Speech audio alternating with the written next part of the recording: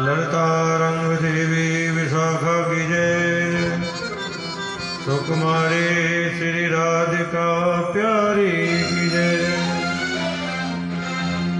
ब्रजलता तर बैठ के फलवर करूं विश्राम। ब्रज मुख में डाल के सब बोलो श्री राधे श्याम। सब बोलो श्री राधे श्याम। बोले भागवत भगवान की जय। सदगुरुदेव भगवान की जय।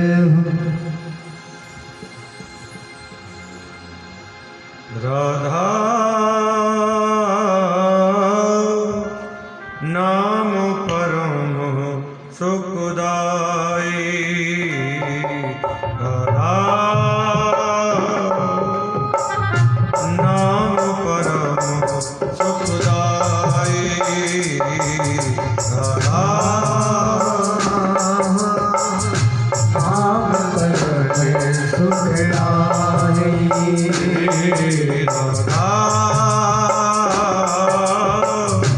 नाम परम सुखदाई।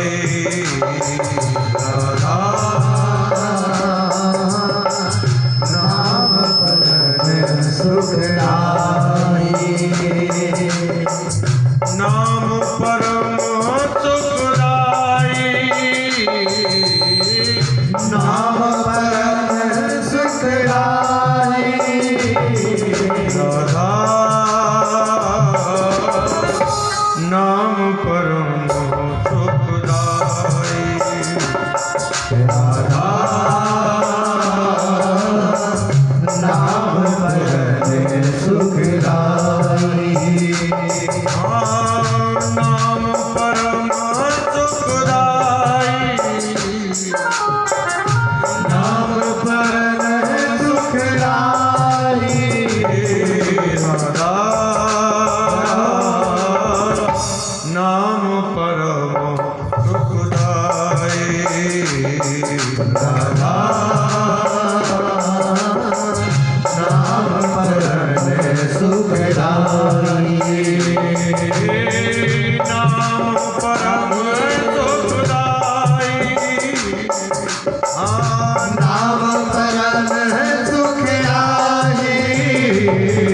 राधा नाम परम सुखदाई। राधा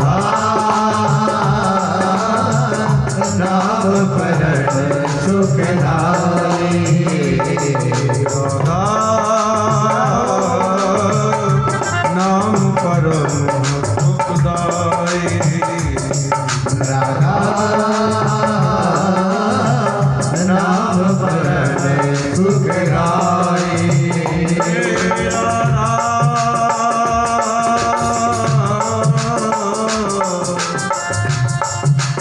किशोरी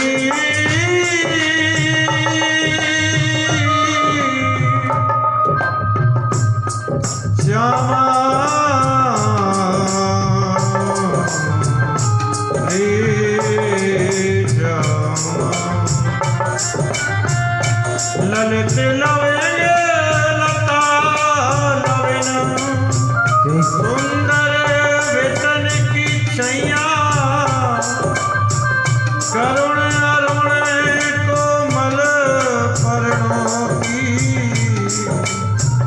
रगड़ रगड़ ये माया। सहत गोपिका शीश मुकुट मणि। सहत गोपिका शीश मुकुट मणि। तरण सुता किनार। लीला मंद में मंद श्याम संग। रास रंग विशाल। राधा नाम परम सुखदाई। राधा नाम परम सुखदाई।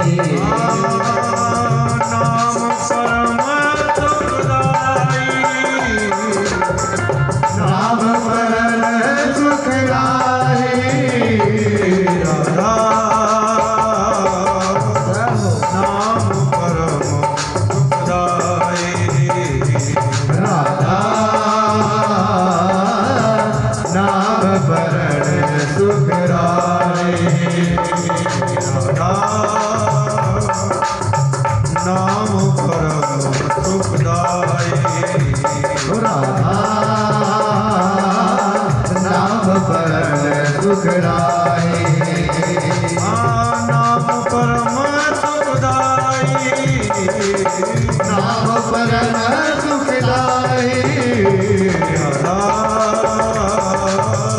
नाम परम सुखदाई राधा नाम परन सुखदाई नाम परम सुखदाई। बोलिए भागवत भगवान की जय हो जय जय श्री राधे जय जय श्री राधे जय जय श्री राधे श्याम। परम मंगलमयी ठीक करो।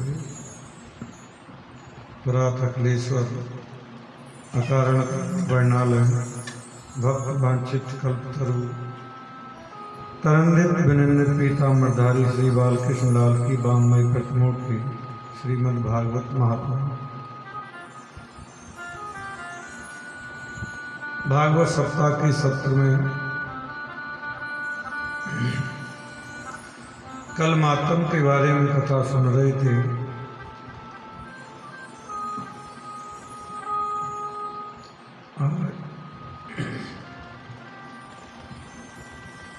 आज ठाकुर जी की कथा प्रारंभ होती है। कल मातम था, कथा आज से ही प्रारंभ होती है।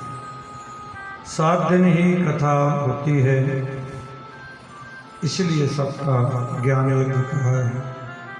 1 दिन मातम और 7 दिन कथा। एक और बात, दुनिया के जितने भी ग्रंथ हैं, प्रत्येक ग्रंथ में किसी न किसी देवता के शुभारंभ में किसी देवता की स्तुति की जाती है, लेकिन श्रीमद् भागवत एक ऐसा ग्रंथ है जिसमें सर्वप्रथम सत्य की वंदना की गई है। किसी देवता का नाम लेकर के वंदना नहीं की गई। सत्यम परम धीमहि, सत्य में ही सब आ जाते हैं। राम भी सत्य हैं, कृष्ण भी सत्य हैं, भगवान शिव भी सत्य हैं, दुर्गा भी सत्य हैं, हनुमान जी भी सत्य हैं। सत्य में सब आ जाते हैं। वेदव्यास जी ये कहना चाहते हैं कि यदि मैं कृष्ण की वंदना करता तो लगता ये कृष्ण परख ग्रंथ है क्या? अगर राम की वंदना करता तो राम परख ग्रंथ है क्या? शिव की वंदना करता तो लगता कि शिव परख ग्रंथ है क्या? लेकिन इसलिए केवल सत्य की वंदना की। सत्यम परम धीमहि। उसी नैमिषारण्य क्षेत्र में यहाँ 88,000 संत जन विराजमान हैं, उसी भूमि पर चलते हैं। एक से एक विद्वान संत विराजमान हैं कि जन्मादस्य यदोन तदेचा सुज्ञात सुराट तेने ब्रह्म ध्यायाद कवे मोहन्ति यते सूर्यः तेजो वार्मृतां यथा विनिमयो यत्र त्रिसंगो अमृतासं दाम्ना स्वेन सदा निरस्तकोऽहं सत्यं परं धीमहि। जिस परमात्मा की इच्छा शक्ति से सारा विश्व परपंच पालित होता है, लय हो जाता है। बोले सुराट जो अपने रूप में विद्यमान रहता है, बड़े बड़े सूरी लोग भी जो मोह को प्राप्त हो जाते हैं, वही वेदांत ज्ञान जिसने सबसे पहले ब्रह्मा जी को दिया। तेजों में रश्मियों में सूर्य कभी कभी जल की भ्रांति हो जाती है, कली जल में स्थल का भ्रम हो जाता है। ऐसे ही जागृत स्वप्न सुषुप्ता जो सृष्टि है, उस परमात्मा की अधिष्ठा शक्ति की वजह से सत्य प्रतीत होती है। सत्य है नहीं है, लेकिन सत्य मालूम होती है। माया और माया के कार्यों से जो सर्वता परे है, सर्वथा अलग है, ऐसे परम सत्य की हम वंदना करते हैं। सत्यम परम धीमहि।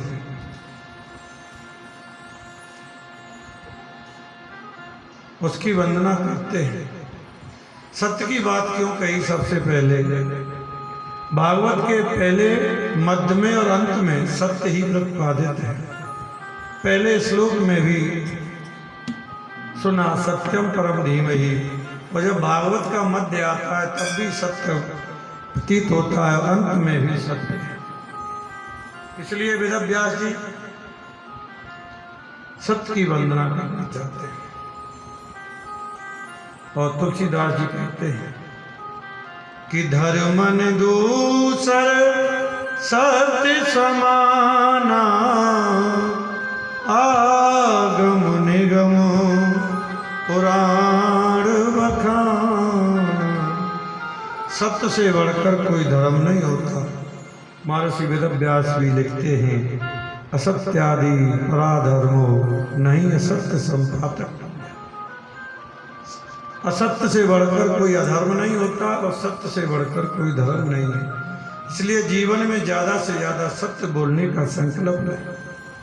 यही जीवन का सार है, यही जीवन की परम तत्व है। प्रभु का सत्य से ज़्यादा सत्य बोलने का हम संकल्प ले लें। भागवत की कथा आज हम कलावा बांध करके सुनते हैं, मौली बांध करके सुनते हैं। इसको सुनने का फल कब मिलेगा? जब हम ज़्यादा से ज़्यादा सत्य बोलने का संकल्प लेंगे, ज़्यादा से ज़्यादा सत्य बोलेंगे।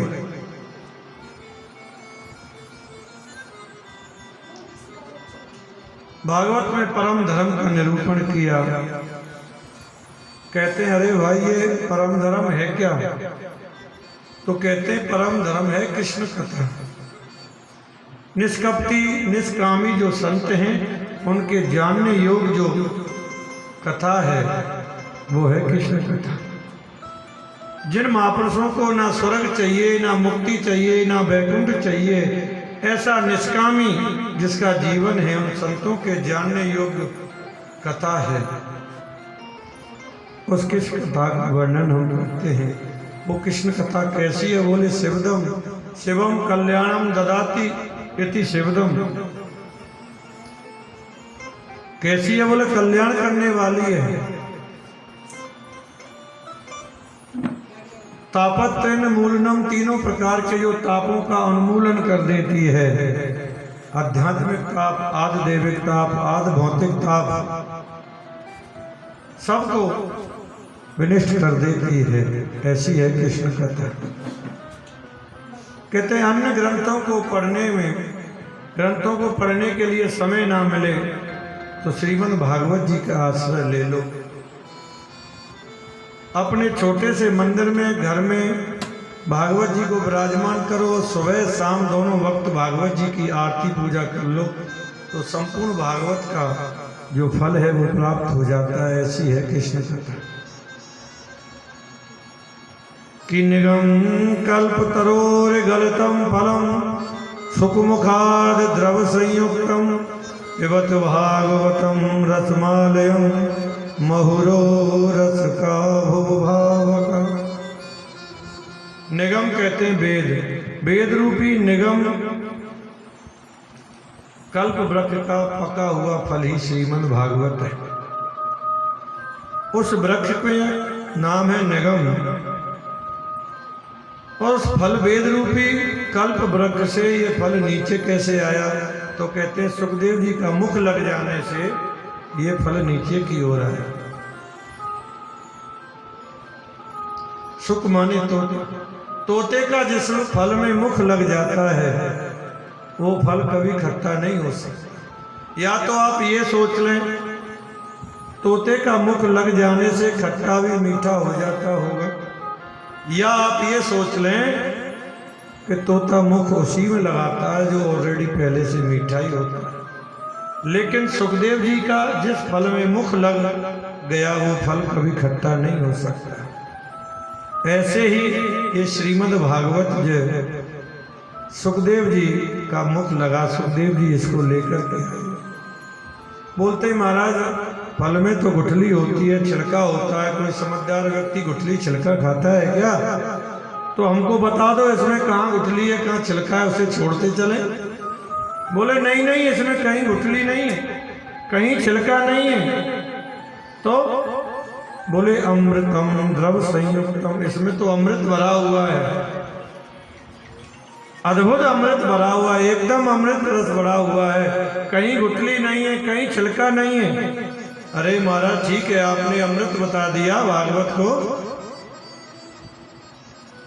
तो फल तो खाया जाता है, पिया थोड़ी जाता है। आपने कहा पिबत भागवतम रसमालयम, तो इसको खाएं के पिए? बोले पियो।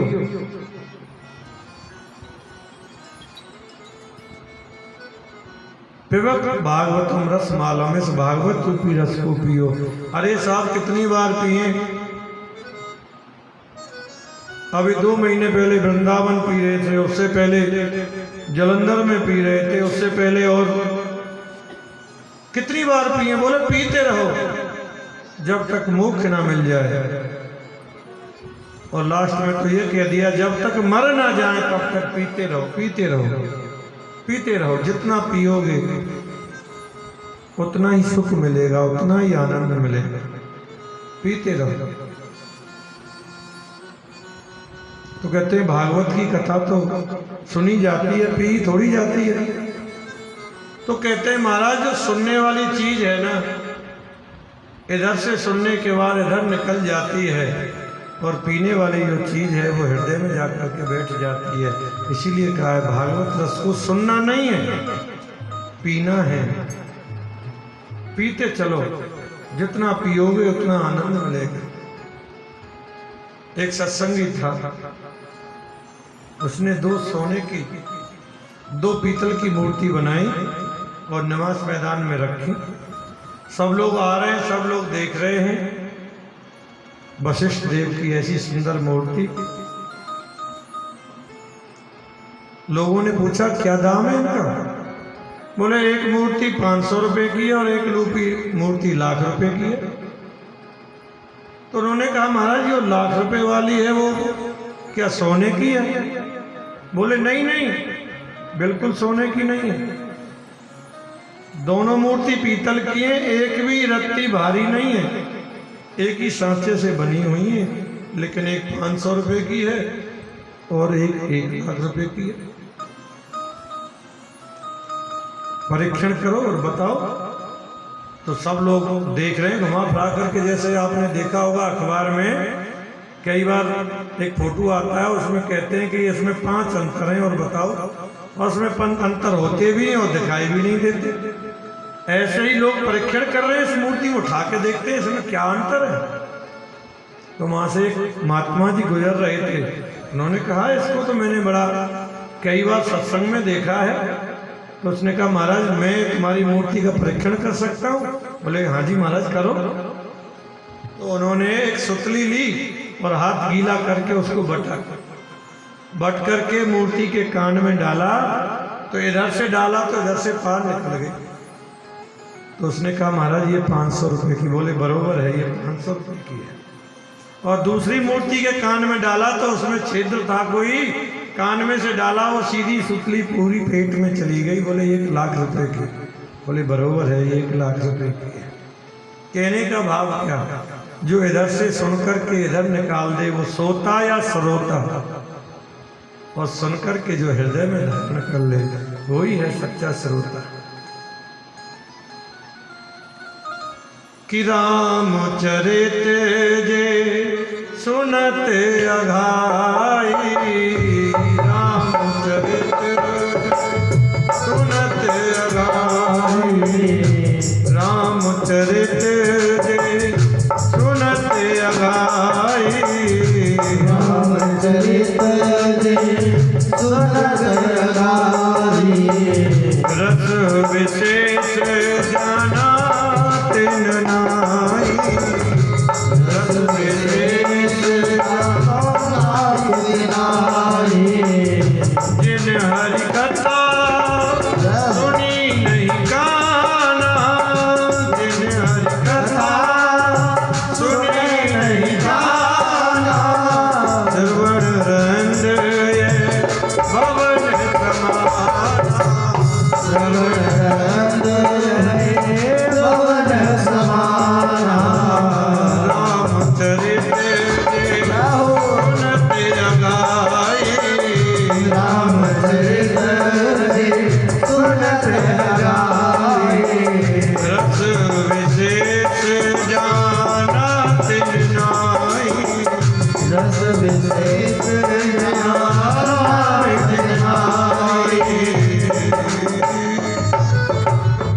परमात्मा की कथा को ये सुनकर ये कह दे क्या सुनी, वही कथा, वही पंडित जी, वही भागवत है। अभी 10 दिन पहले सुन रहे थे तो समझो उसने कथा के महत्व को नहीं समझा। तुलसीदास जी क्या कह रहे, रामचरित्र ये सुनत अगाई। जैसे जो व्यक्ति राम की कथा से अघा जाता है, अघ माने झिक जाता है, हम भोजन से कभी नहीं झिकते, कथा कीर्तन से बोर हो जाते हैं। हाँ रोज करो ना, क्या है इन्होंने का काम ही ये है बस, और तो कोई काम है नहीं। तो तुलसीदास जी कह रहे हैं रामचरित्र ये सुनत अगाई और रस विशेष जाना तन नाई। जिसने कह दिया साहब ये रोज रोज का बात ठीक है, एक बार सुन ली तो समझो उसने रस को नहीं पहचाना, कथा के महत्व को नहीं जाना। राम से ज्यादा राम की कथा का महत्व है। संपूर्ण रामचरित्र राम में छिपा हुआ है। और जिन हरि कथा सुनी नहीं काना, श्रवण रंध्र भवन समाना। जिन कानों से हरि कथा नहीं सुनी वो तो समझ लो एक भवन के समान है, चूहे के बिल के समान है, समझ लीजिए। जिन कानों से कथा नहीं सुनी। किसी भगत ने प्रश्न किया, महाराज भगवान ने कान बनाए क्यों? उसने कहा महाराज कथा सुनने के लिए बनाए, और किस लिए? बोले सुनने वाली चीज तो अंदर है, फिर ये बाहर इतना मटेरियल क्या जरूरत थी इसकी? बोले उनको पता थी कलयुग आ रहा है, अगर ये ना होते तो ये कहाँ टिकता, ये क्या कील लगानी पड़ती, क्या होता? उनको पता थी भगवान को ये कलयुग है, इसमें इसकी जरूरत पड़ेगी। उन्होंने बड़ा सोच समझ के बनाया।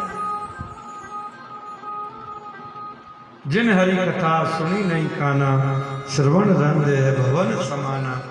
वो कान तो चूहे के गड्ढे के समान है, जिन कानों से हरि कथा नहीं सुनी।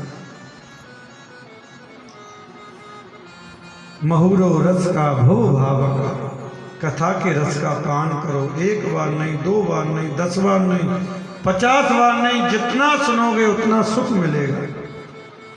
और कथा नित्य नवीन है, रोज सुनोगे रोज कुछ ना कुछ नया ही मिलेगा कथा में।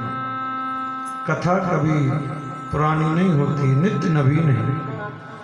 तो हम उसी प्रसंग पर चलें। बड़ा सुंदर स्थान नैमिषारण क्षेत्र, जहाँ संत की मंडली के मध्य में श्री सूत जी विराजमान हैं।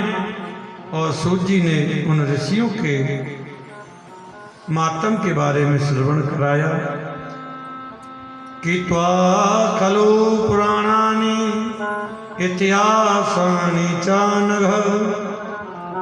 सूत जी से सोनकादि ऋषि कहते हैं महाराज आप तो इतिहास के जानते रहे हैं, पुराणों के ज्ञाता हैं, इसलिए आपसे कुछ पूछने की इच्छा होती है। क्या पूछने की इच्छा होती है? कि आपसे एक नहीं हम 6 प्रश्न करना चाहते हैं। तो 88,000 संत जन जब एक साथ बोलेंगे तो हल्ला ज्यादा हो जाएगा, इसलिए उन 88,000 संतों ने एक महात्मा को सबसे आगे बिठाया। ये वाईफाई सिस्टम अब चल रहा है ना, ये सनातन धर्म में बहुत सदियों, जब से सनातन धर्म चल रहा है ना तब से चल रहा है ये वाईफाई सिस्टम। सभी संतों के हृदय की बात को वो आगे जो ऋषि बैठे हैं उनको सब उनके मन की प्रश्न उनको आ रहे हैं और वो एक ऋषि प्रश्न कर रहा है। तो कहते हैं कि हमारा 6 प्रकार के प्रश्न हैं। पहला प्रश्न हमारा यह है कि मानव के लिए धर्म क्या है? मनुष्य के लिए धर्म क्या है? क्या परिक्रमा लगाना धर्म है? या सवेरे 3 बजे जग करके स्नान कर लेना धर्म है?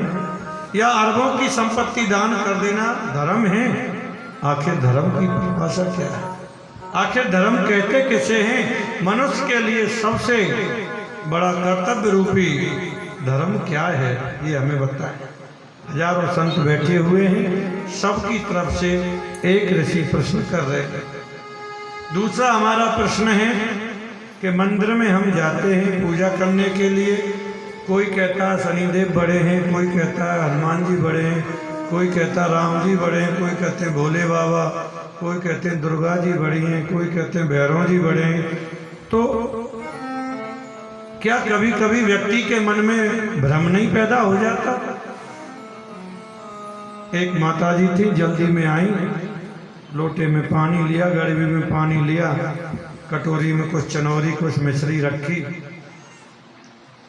सबको जल चढ़ाती जाए और 2 मिश्री के दाने सबको चढ़ाती जाए। सबको चढ़ा दिया और हनुमान जी रह गए। अब तो माता जी रास्ते में सोचती जा रही हैं, हे भगवान हनुमान जी तो रह गए, अब वो ये कह देंगे सबको जल चढ़ा गई, सबको मिश्री चढ़ा गई, मुझे छोड़ गई। तो क्या व्यक्ति के मन में कभी भ्रम नहीं पैदा हो जाता? तो किसको पूजें और किसको छोड़ें, ये हमें बताने का प्रयास करें। और तीसरा प्रश्न हमारा ये है कि वेद में परमात्मा का नाम अजन्मा है, तो उसने अवतार क्यों लिया? जिसका नाम ही अजन्मा है तो उसने अवतार क्यों लिया? और अवतार में भी कोई कहता है 10 अवतार, कोई कहता है 24 अवतार, और कोई कहता है हरि कथा, हरि अनंत, हरि कथा अनंत। प्रमाणिक रूप से भगवान के कितने अवतार हैं ये भी हमें बताने का प्रयास करें।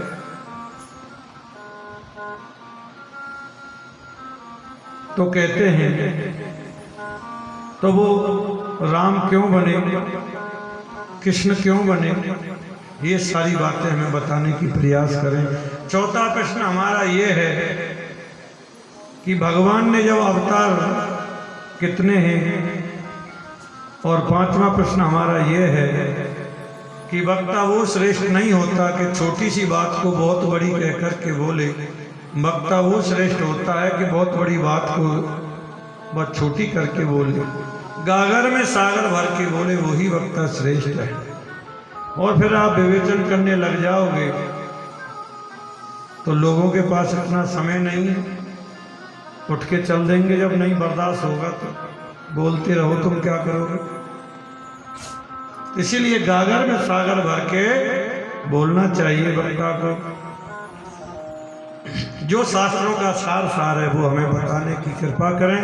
और छठा प्रश्न हमारा ये है, भगवान जब अपनी लीला को संपन्न करके गए, कृष्ण जब अवतार लिया, और अवतार लेते समय गोविंद ने कहा था कि मैं पृथ्वी का भार दूर करूंगा। और स्वयं भगवान गीता में कहते हैं, धर्म संस्थापनार्थाय संभवामि युगे युगे, मैं धर्म की स्थापना के लिए हर युग में अवतार लेता हूं। यदि हम प्रभु की बात पर विश्वास करें कि भगवान धर्म की स्थापना करने के लिए अवतार लेते हैं, तो लीला सब संपन्न करके गोविंद चले गए, तो धर्म तो अकेला पड़ गया होगा, धर्म किसकी शरण में गया?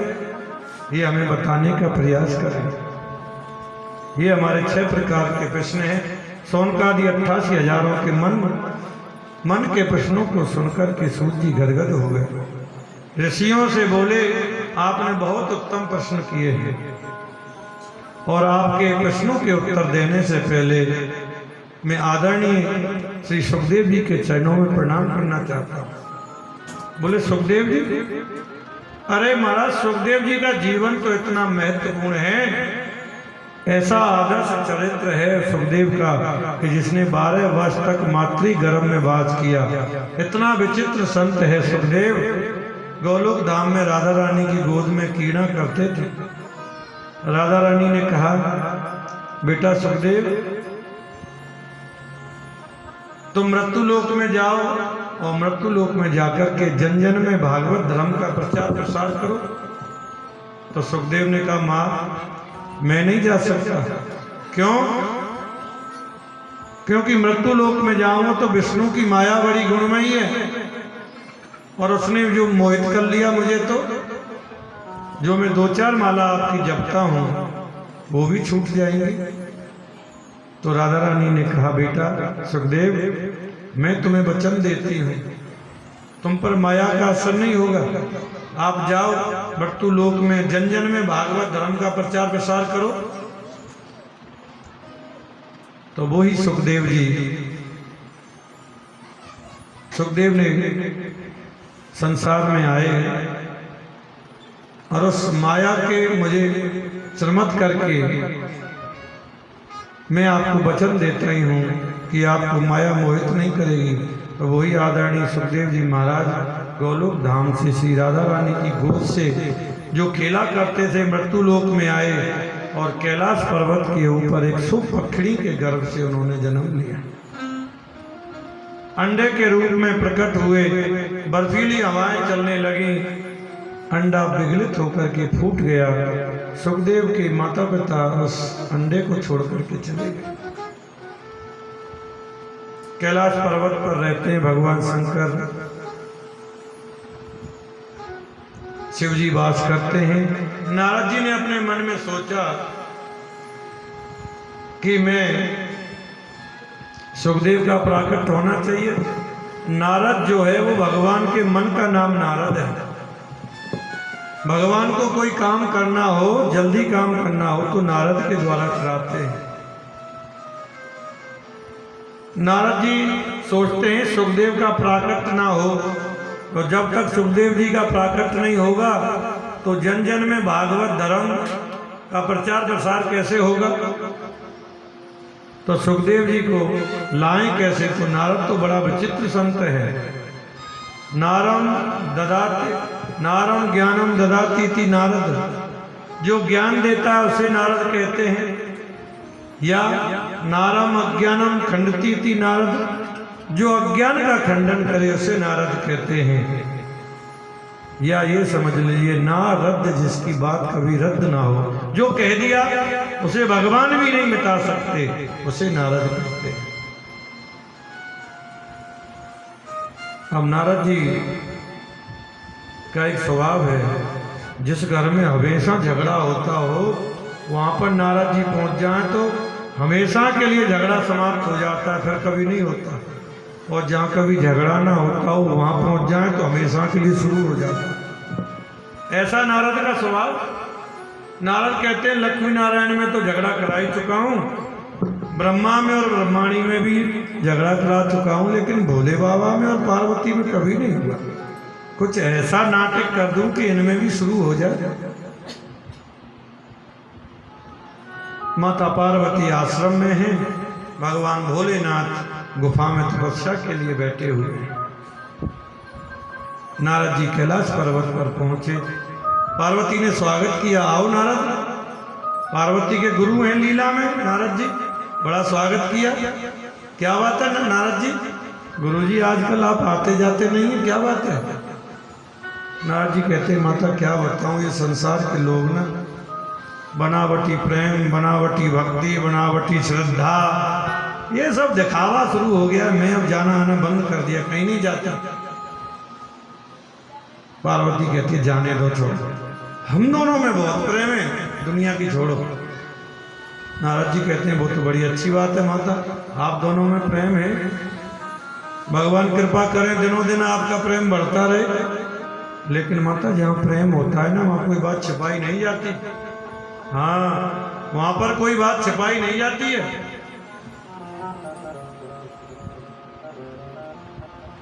पार्वती कहती हैं आपको क्या बोलूं गुरुजी, मेरे पति तो इतना प्रेम करते हैं मुझसे कि गुरु के द्वारा जो कान में मंत्र दिया जाता है ना, शास्त्र कहते हैं गोपनीयम गोपनीयम गोपनीयम प्रत्यंतः, उसे गुप्त रखो, पत्नी को भी ना बताओ। लेकिन मेरे पति तो इतना प्रेम करते हैं, सबसे पहले आके मुझे बता दिया कि ये मंत्र मिला है हमको। और समाधि में जब बैठते हैं, जिस भगवान के दर्शन होते हैं, वो लीला के जो दर्शन होते हैं, कभी राम दर्शन कभी कृष्ण दर्शन, वो किसी को नहीं बताने चाहिए, लेकिन वो भी आके मुझे रोज बता देते हैं, इतना प्रेम करते हैं।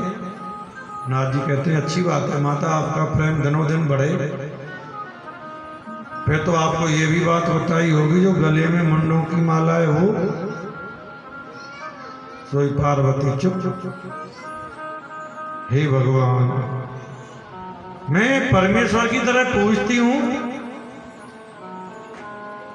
नहीं माता, वो तो गले में जो मुंड माला 24 घंटे लटकाए फिरते हैं, अब तुमको नहीं बताया, अपनी पत्नी को नहीं बताया। माता हम तो चले, आप जाने, आप काम देखो, हमें इन चीज़ों से कोई मतलब नहीं, इतना ही कहना था। तो महाराज पार्वती का तो सिस्टम ही हिल गया। सोचती है हे भगवान, इतना प्रेम करती हूँ, भगवान की तरह पूजती हूँ, और आज तक मुझे नहीं बताया ये मुंडमाला। मलिन वस्त्र पहन लिए और मलिन वस्त्र पहन करके कोप भवन में चली गई। पहले जब कोठी बनती थी ना, तो सबसे पहले कोप भवन बनता था माताओं के लिए। बताने की जरूरत नहीं थी, उसके द्वार पर लिखा रहता कोप भवन। उसमें माता चली गई तो समझ लो नाराज है, किसी से पूछने की जरूरत नहीं है। अब पार्वती जी मलिन वस्त्र पहन करके कोप भवन में बैठी हैं, और नारद जी जाते जाते इशारे में भगवान भोलेनाथ से कह गए, बाबा माता जी याद कर रही था, जल्दी पधारो। भगवान कहते हैं तुम आए हो तो जरूर याद कर रही होंगी, कुछ ना कुछ लीला रचाए हो लगता है। भोलेनाथ पहुंचे, देवी क्या बात है, इतने मलिन वस्त्र पहन लिए हैं?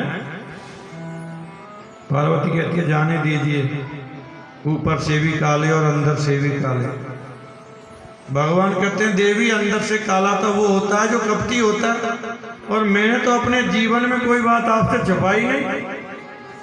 बोले जाने दीजिए, बस बातें ना बनाओ ज्यादा। आपने कभी मुझे बताया ये गले में मुंडों की माला लटकाए फिरते हो, इसमें किसके मुंड लगे हुए हैं?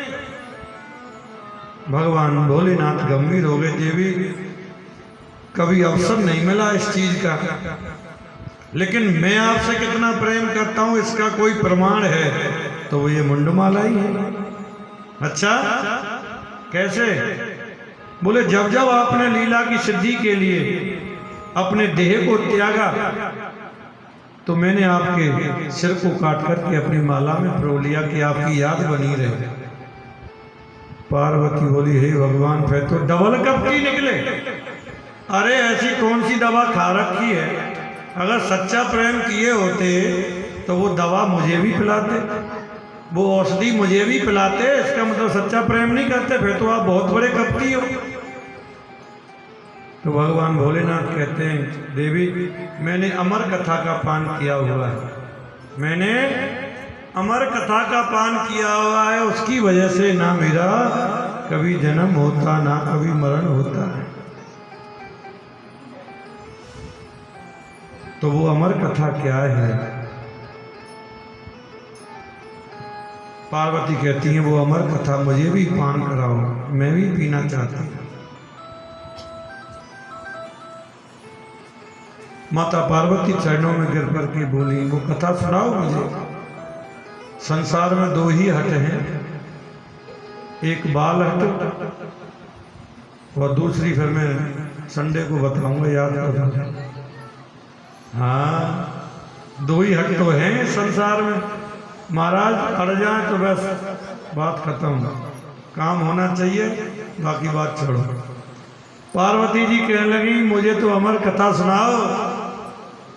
भगवान भोलेनाथ कैलाश पर्वत पर पार्वती जी को साथ में लेके पहुंचे हैं और चारों तरफ नजर, तीसरा नेत्र खोला, सबको भस्म कर दिया।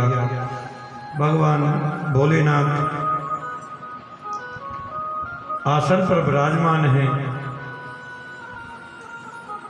और भागवत की कथा सम्मुख बैठ कर के सुननी चाहिए, शास्त्रों का ये नियम है। कभी भागवत की कथा पीछे बैठ कर के नहीं सुननी चाहिए, और भागवत की कथा में बीच में उठना भी नहीं चाहिए, व्यर्थ की बातें भी नहीं करनी चाहिए, बोलना भी नहीं चाहिए। बोलना है तो कीर्तन बोलो, तो राम राम सिमरन करते रहो। और भागवत की कथा में सोना भी नहीं चाहिए, एकाग्र होकर सतर्क होकर के एकदम बैठना चाहिए। तो भगवान भोलेनाथ पार्वती जी को अमर कथा प्रारंभ कर रहे हैं। आइए हम भी उस अमर कथा में अवगाहन करें हर हर महादेव शंभो काशी अमरनाथ गंगे। हर हर महादेव शंभो काशी विश्वनाथ गंगे।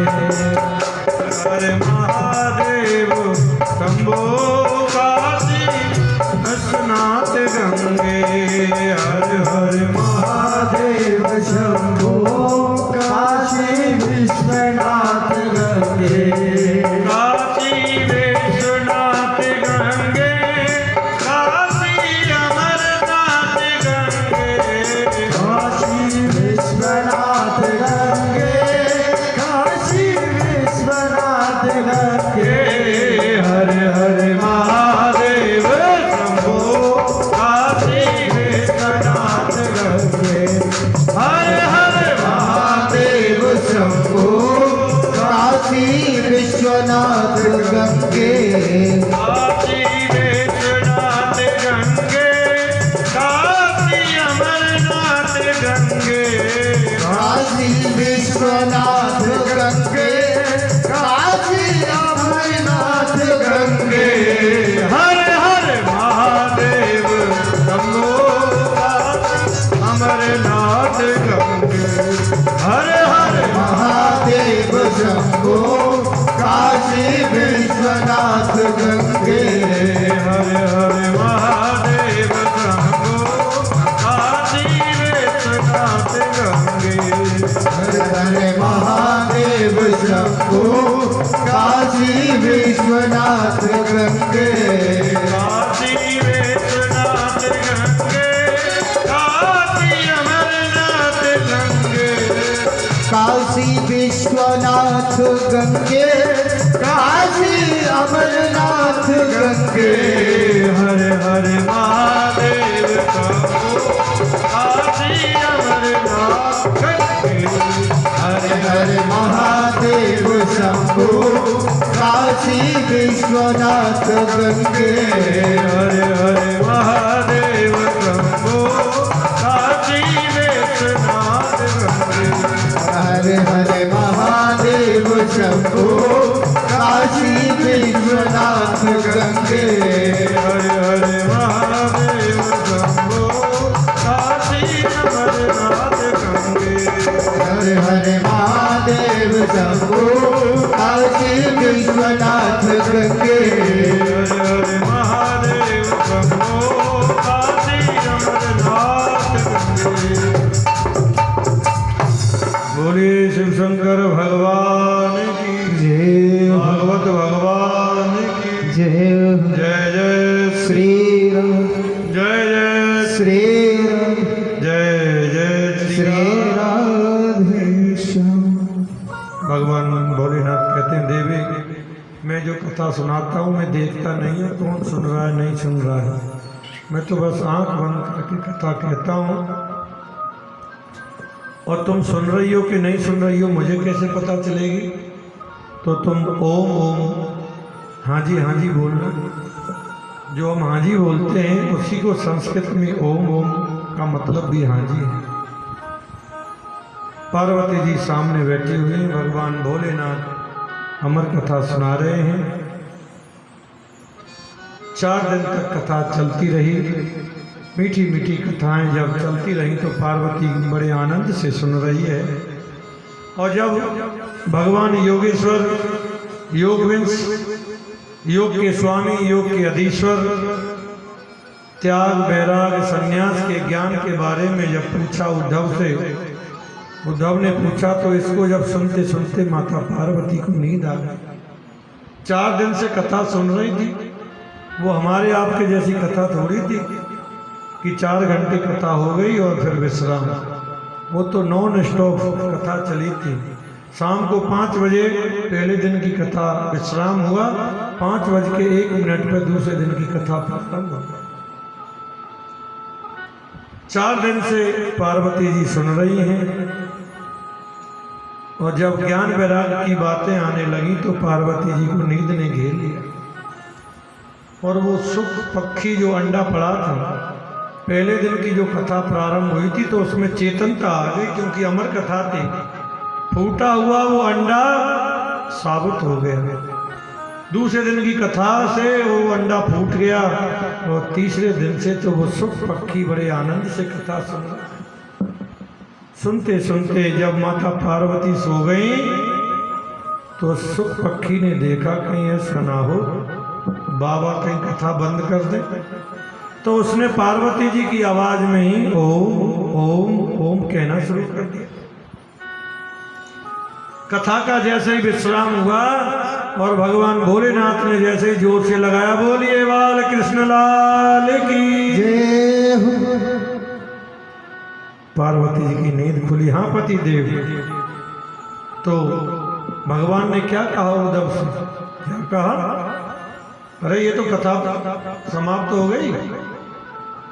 मैंने तो वहीं तक सुना जब उद्धव ने भगवान से ज्ञान वैराग्य के बारे में पूछा, योग के बारे में पूछा, तो भगवान भोलेनाथ कहते हैं तो फिर ओम ओम कौन कह रहा था? उन्होंने चारों तरफ नजर घुमा के देखा तो पीछे देखा तो सुख पक्की बैठा हुआ है। भगवान भोलेनाथ त्रिशूल लेकर के उसके पीछे दौड़े। इसने ब्रह्म विद्या की चोरी की है, अगर आगे बैठ करके सुन लेता तो इसका क्या बिगड़ जाता है। भगवान भोलेनाथ कैलाश पर्वत से वो पक्षी उड़ा है, उड़ते उड़ते भद्रिकाश्रम में आया। भद्रिक धाम में भगवान वेद व्यास जी वास करते हैं और अपनी कुटिया में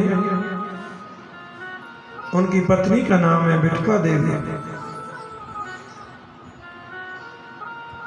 अपने पति से बोली भगवान बुढ़ापा आ गया, कोई पुत्र उत्पन्न नहीं हुआ। तो व्यास जी कहते हैं देवी गोविंद सब कृपा करेंगे, चिंता क्यों करती? इतनी वो वार्तालाप कर ही रहे थे और बिटका देवी को जोर से उबासी आई और वो सुख पक्की मुंह में है कि गर्भ में चला गया। भगवान भोलेनाथ आश्रम में ढूंढते चले गए, कहीं मिला नहीं। तो वही सुख पक्षी सुखदेव के रूप में प्रकट हुए। भगवान भोलेनाथ देख करके चले गए, कैलाश पर्वत पर पहुंच गए। वही आदरणीय सुखदेव 12 वर्ष तक जो मातृ गर्भ में रहे और गर्भ से जैसे ही जिन्होंने गर्भ को ही मंदिर बना लिया, जिस गर्भ की सभी निंदा करते हैं, गर्भवासम समन दुखम ना भूतो ना भविष्यति, जितना दुख गर्भ में उस जीव को होता है ना भूत में ना भविष्य में कभी नहीं होता। माता कभी गर्म चीज खा ले तो उसको तकलीफ, कोई चटपटी वस्तु खा ले तो उसको तकलीफ, उसकी कोमल चर्म को छोटे छोटे कीटाणु से काटते हैं, बोल नहीं सकता, मूर्छित हो जाता है, मातृगर्भ में घूमता रहता है, एक जगह रुक नहीं पाता, बहुत दुख पाता है और विकल वाणी से कहता है भगवान मुझे यहाँ से निकालो, बहुत कष्ट पाता है। जिस गर्भ की सारी दुनिया निंदा करती है उस गर्भ को ही सुखदेव ने मंदिर बना दिया। ये है भजन का प्रताप, ये है तपस्या का फल। 12 वर्ष तक मातृ गर्भ में रहे, 12वीं वर्ष चल रही थी तो बिटका देवी ने व्यास जी से कहा भगवान मेरे गर्भ से मंत्रों की वेद ध्वनि की आवाज आती है। तो व्यास जी कहते हैं देवी तुम्हारे गर्भ में कोई ज्ञानी महापुरुष है लेकिन बाहर आने का तो नाम ही नहीं लेता। तो सुखदेव व्यास जी ने कहा बेटा तुम्हारी माता श्री को बहुत तकलीफ हो रही है, आप बाहर आओ। तो सुखदेव ने कह दिया बाहर नहीं आना। क्यों? क्योंकि बाहर आऊंगा तो विष्णु की माया मुझे मोहित कर देगी, मैं बाहर नहीं आना चाहता। व्यास जी कहते हैं मैं तुझे वचन देता हूँ बेटा तुम्हें माया का असर नहीं होगा। बोले मैं तुम्हारी बात कैसे मानूं, तुम तो माया में खुद फंसे हो। अगर विष्णुपति मायापति विष्णु आकर के कहे कि सुखदेव तुम पर मेरा असर नहीं होगा, मेरी माया का असर नहीं होगा, तो मैं आ सकता हूँ।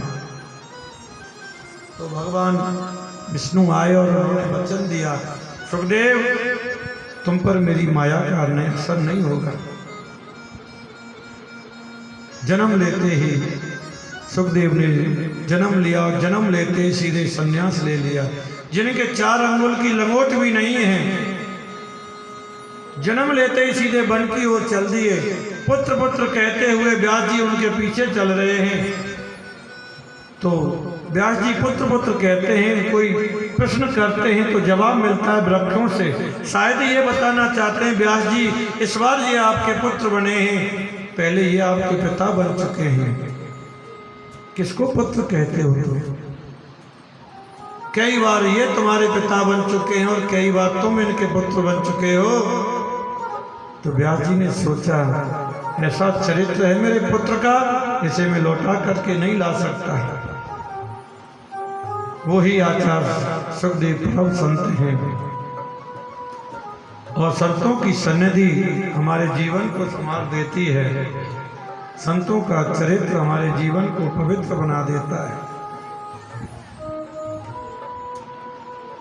आइए 2 मिनट प्रभु कीर्तन, और उसके बाद में ऋषियों ने जो 6 प्रकार के प्रश्न किए थे, उन्हीं 6 प्रकार के प्रश्नों में ही संपूर्ण भागवत है। संतन के संग लाग रे तेरी अच्छी बनेगी। संतन के संग लाग रे तेरी अच्छी बनेगी। संतन के संग लाग रे तेरी अच्छी बनेगी। संतन के संग लाग रे तेरी अच्छी बनेगी। अच्छी बनेगी तेरी बिगड़ी बनेगी। अच्छी बनेगी तेरी बिगड़ी बनेगी। कोई तेरो भगवान तेरी अच्छी बनेगी। तेरे संग लाग रे तेरी अच्छी बनेगी।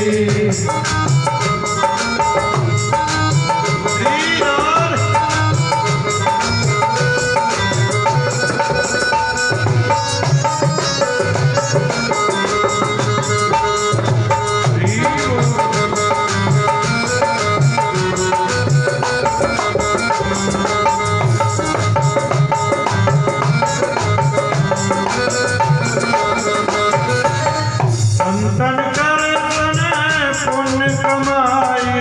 संतन कर पुण्य कमाई। संतन संग कर पुण्य कमाई।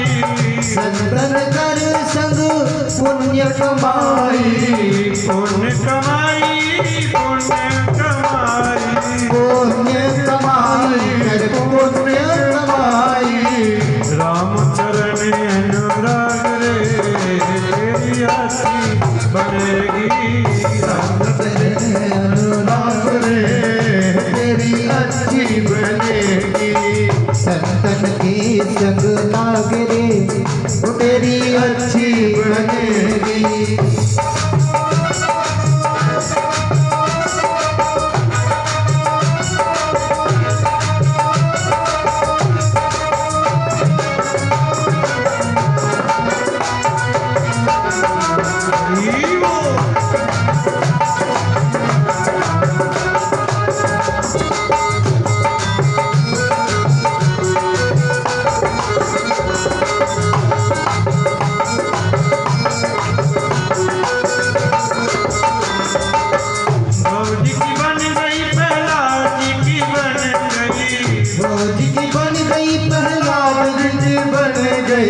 द्रौपदी की बन गई प्रहलाद जी की बन गई।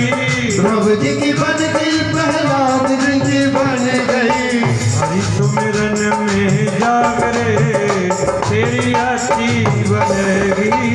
हरि सुमिरन में जागरे तेरी अच्छी बनेगी। संतन के संग लाग रे तेरी अच्छी बनेगी। संतन के संग लाग रे तेरी अच्छी बनेगी।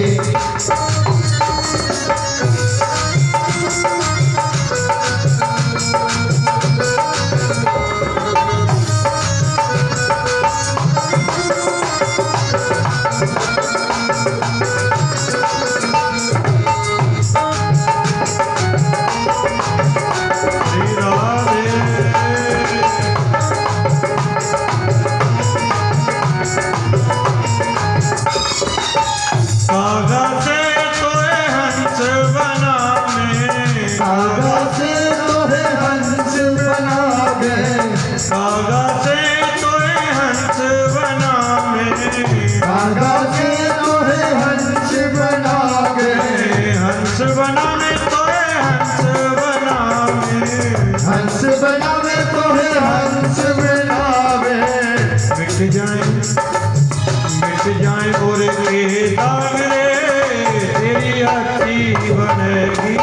मिट जाए और के दाग रे तेरी अच्छी बनेगी। संतन के संग लाग रे तेरी अच्छी बनेगी। संतन के संग लाग रे तेरी अच्छी बनेगी।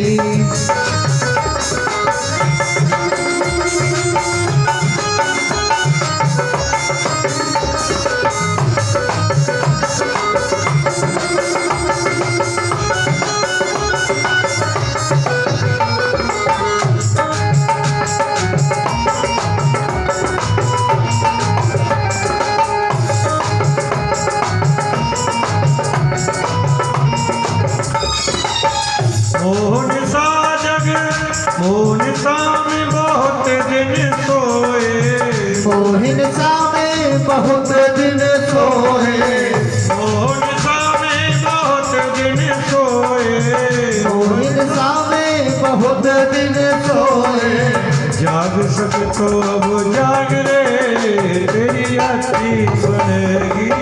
जाग सके तो जाग रे तेरी अच्छी बनेगी। संतन के संग लाग रे तेरी अच्छी बनेगी। संतन के संग लाग रे तेरी अच्छी बनेगी। सुत वित नार तीन आशाएं, सुत वित नार तीन आशाएं, कह रहे हैं कि सुत वित नार तीन आशाएं, इनको अगर त्याग देगा, इनमें ही जीव की सबसे ज्यादा ममता होती है। सुत वित नार, पुत्र में, नारी में और धन में, इन तीनों में जीव की बहुत ज्यादा ममता होती है। कबीरदास जी कह रहे हैं इनको त्याग सकते हो तो इनको त्यागो।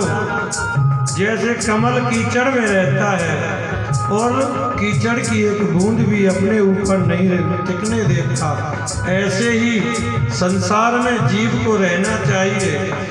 ये जितना भी संसार का क्रम है वो हमारी ड्यूटी है, लेकिन इसमें फंसना नहीं है हमने।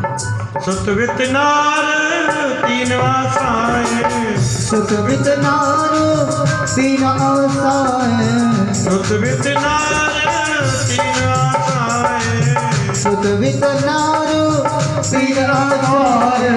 त्याग सके तो अब त्याग रे तेरी अच्छी बनेगी। त्याग सके तो त्याग रे तेरी अच्छी बनेगी। संतन के संग लाग रे तेरी अच्छी बनेगी। संतन के संग लाग रे तेरी अच्छी बनेगी। कहते कबीर सुनो वही साधो, कहते कबीर सुनो वही साधो। किसी ने पूछा महाराज कि क्या गृहस्थी इतने माड़े हैं, इनके लिए कभी कुछ नहीं कहते हो? हैं? संतों के लिए ही कहते हो, इन गृहस्थियों के लिए भी तो कहो। गृहस्थ तो सबसे सर्वोपरि कहा गया है। गृहस्थ से ही सबका सत्कार, आदर सत्कार होता है, संतों का सत्कार होता है। तो फिर तुम संतों के लिए ही कहते रहते हो, कभी गृहस्थियों के लिए भी कहा करो। तो कबीरदास जी कहते हैं ये गृहस्थी जो है ना, सुनते तो बड़े भाव से हैं, इतने भाव से सुनते हैं कि बस ऊंच मत लोट वोट हो जाएंगे और बाद में पोता फेर देंगे। भाई ये तो हम कर नहीं सकते। 3 घंटे कथा भी हुई, सब कुछ कहा और बड़ा आनंद आया महाराज। लास्ट में पंचों की बात शर्माते पर पनारा वहीं रहेगा जहाँ है। तुम जो कह रहे हो सब बात ठीक है, पर हम कुछ नहीं कर सकते। हाँ, अपने नेम टेम अपने पास ही रख दो। तो कबीरदास जी कहते हैं कि ये गृहस्थी सुनते बड़े भाव से पर मानते नहीं है। ये मानेंगे नहीं जितना मर्जी इनको समझा लो। हाँ, इसलिए मैं संतों से ही कहता हूँ, कहते कबीर सुनो वही साधो, कहते कबीर सुनो भाई साधो, कहते कबीर सुनो भाई साधो, कहते कबीर सुनो भाई साधो, पाग सके तो अब पाग रे तेरी अच्छी बनेगी, पाल सके तो भाग रे तेरी अच्छी बनेगी, शंकर के संग लाग रे तेरी अच्छी बनेगी, संगन के संग लाग रे तेरी अच्छी बनेगी, संतन के संग लाग रे तेरी अच्छी बनेगी, संतन के संग लाग रे तेरी अच्छी बनेगी, संतन के संग लाग रे तेरी अच्छी बने, तेरी अच्छी बने, तेरी अच्छी बने, तेरी बिगड़ी बने, तेरी अच्छी बनेगी, अच्छी बनेगी। बोलिए भागवत भगवान की जय हो। सावे पुंसाम परो धर्मो यतो भक्तिरधोक्षजे।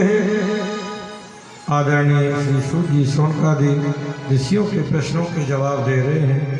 पहले प्रश्न का जवाब दे रहे हैं, मानव के लिए परम धर्म क्या है? तो कह रहे हैं कि सूत जी उत्तर दे रहे हैं, मनुष्य के लिए सर्वोत्तम धर्म है गोविंद की कथा। इससे ऊपर जीव के लिए कोई धर्म नहीं है। कन्हैया के चरणों में प्रीति का होना, गोविंद के चरणों में निष्ठात्मक प्रीति का होना, यही सर्वोत्तम धर्म है और यही जीवन का सार है, यही मुक्ति का सार है। दूसरी बात कही, मंदिर में हम जाते हैं, पूजा करते हैं, कौन श्रेष्ठ है, किसको पूजें और किसको ना पूजें। तो सूत जी बड़ी सुंदर बात कहते हैं कि निंदा कभी किसी की मत करो, निष्ठा हमेशा एक में रखो। यथा तरोर मूलम निषेचेनम तदेत्रम। जैसे वृक्ष की जड़ में हम पानी डालते हैं, पत्ते भी हरे भरे होते हैं, फूल भी आते हैं, फल भी आते हैं, अरबों पत्ते भी हैं, करोड़ों फूल हैं, लाखों फल हैं, परंतु जड़ तो एक ही है। ऐसे ही जितने भी देवी देवता हैं, सबका मूल तो केवल गोविंद है, केवल कृष्ण है। गोविंद के चरणों में प्रीति को लगाओ, निंदा कभी की मत, किसी की मत करो। हम कृष्ण के भगत हैं, कभी वैष्णो देवी जाने का अवसर प्राप्त हो तो वहाँ जाकर के माँ से कभी कुछ ना मांगो, वहाँ से कुछ मिलने वाला भी नहीं है। मिलेगा तो वहीं से जहाँ तुम्हारी निष्ठा है, वहीं से प्राप्त होगा। जो तुमने पुरुषार्थ किया है, धर्म किया है, उसका फल मिलेगा जरूर, लेकिन मिलेगा किसके थ्रू? गोविंद के थ्रू मिलेगा। माता रानी की कुछ नहीं दे सकती। जैसे कोई छोटा बच्चा होता है, उसको दूसरा व्यक्ति कुछ दे नहीं सकता। क्यों? क्योंकि उसकी माँ बाप को पूछना पड़ेगा कि इसको कुछ दे दे। ऐसे ही जिसके प्रति तुम्हारी निष्ठा है, जिसके प्रति तुम्हारा प्रेम है, जो कुछ मिलेगा वहीं से मिलेगा। होता क्या है, जीव प्रभु के चरणों में लगा हुआ है, कुछ समय निकलता है, कुछ काम नहीं बनता तो फिर दूसरा रास्ता अपना लेता है, फिर दूसरे से भी नहीं कुछ बनता, फिर तीसरा अपना लेता है, और फिर चौथे पे पहुंच जाता है तो काम हो जाता है। तो वो समझता है कि मेरा काम तो यहीं से हुआ है, लेकिन वहाँ से कुछ नहीं हुआ है। हुआ वहीं से है जहाँ से तुम चले हो, और जी फिर उधर उस रास्ते पर चल पड़ता है। ऐसे ही जो तुम्हारे इष्ट हैं, देव हैं, उनको कभी विस्मृत मत करो, उन्हें कभी छोड़ो मत। दुख सुख तो ये जीवन के दो पहलू हैं। जीव सोचता है कि बस इधर से काम नहीं बना तो इधर चल देते हैं, पीरों पे चल दो, पीरों से नहीं हुआ फकीरों पर चल दो, फकीरों पे नहीं बना फिर और कहीं चल दो। तो हमारी जो निष्ठा है वो बेकार हो जाती है। जो हमारा प्रेम है उसमें निष्ठा प्रेम नहीं रहता है। इसीलिए एक साधे सब सदे, सब साधे सब जाए। एक में निष्ठा रखो, सब साधे जाएंगे, सबकी भक्ति हो जाएगी, सबका प्रेम हो जाएगा। अनन्या संचिंत माये जना प्रभुपास्ते। अनन्यता से जब गोविंद का जीव चिंतन करता है, सिमरन करता है, एक के अलावा ना अन्य अनन्य, जिसको एक के अलावा कोई दूसरा दिखाई नहीं देता। जिस वक्त रुक्मणी जी कात्यायनी के मंदिर में जा रही थी, कात्यायनी का पूजन करने जा रही हैं, लेकिन कात्यायनी की मूर्ति में भी उन्हें दर्शन हो रहे हैं द्वारकानाथ के। ये है अनन्यता, एक में निष्ठा। जिधर देखूं मैं मुझे वही नजर आए वैसे। ये है प्रेम। प्रेम बंधन से मुक्त कराता है, ममता बांधती है। और तीसरी बात कही थी, भगवान का नाम अजन्मा है तो प्रभु अवतार कैसे लिया, ये बात बताएं तो सूर्य जी कहते हैं कि प्रभु का तो अवतार होता है, परमात्मा के तो भिन्न भिन्न अवतार हैं।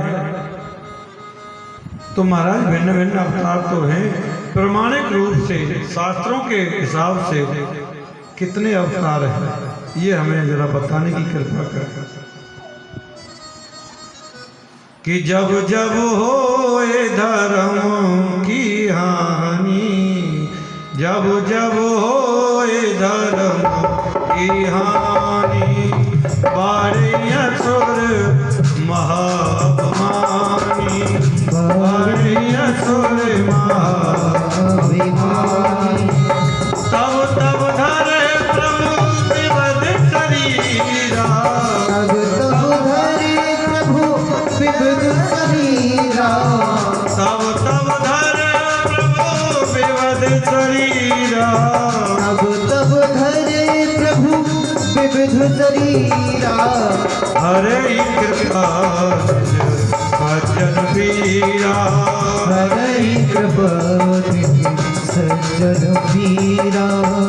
जब जब होए धर्म की हानि, जब जब होए धर्म की हानि, बारे असुर महाअभिमानी, बारे असुर अभिमानी। शास्त्र के परिप्रेक्ष्य में देखें तो भगवान के प्रमाणिक रूप से 24 अवतार कहे गए। इन 24 अवतारों में कहते हैं कि जिन 24 अवतारों का जीव रोज चिंतन करता है तो उसके 24 घंटे में किसी प्रकार का कष्ट, किसी प्रकार की परेशानी, किसी प्रकार का दुख नहीं आता।